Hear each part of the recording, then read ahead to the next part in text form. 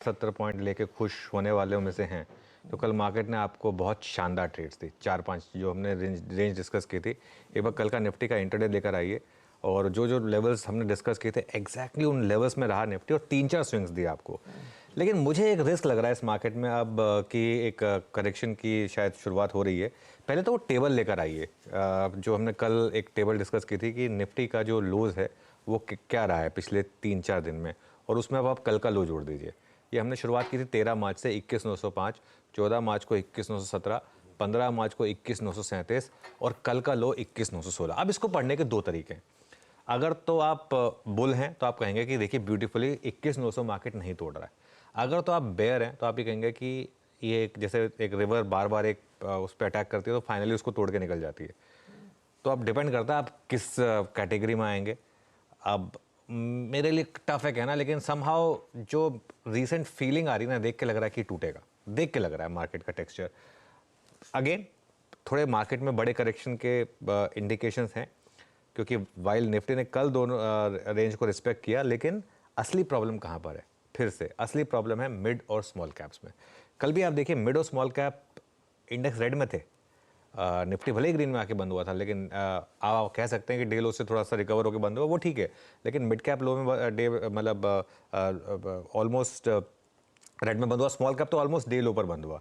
और small cap इस महीने 8% नीचे इंडेक्स लेवल पे, और हाई से 12% नीचे इंडेक्स लेवल पर।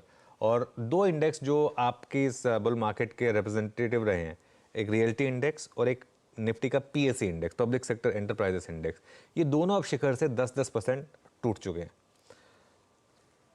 अब मुझे क्या लग रहा है, जो कल मार्केट में हुआ वो सेकंड फेज ऑफ डिस्ट्रीब्यूशन की शुरुआत है। ये आशीष याद होगा आपको, हमने लगातार एक बात कही थी कि फर्स्ट फेज ऑफ डिस्ट्रीब्यूशन के बाद मार्केट में एक करेक्ट, तब हम केयरफुल हो गए थे मार्केट पर कि एक बड़ा करेक्शन आने का रिस्क लग रहा है। अब सेकंड फेज ऑफ डिस्ट्रीब्यूशन चल रहा है।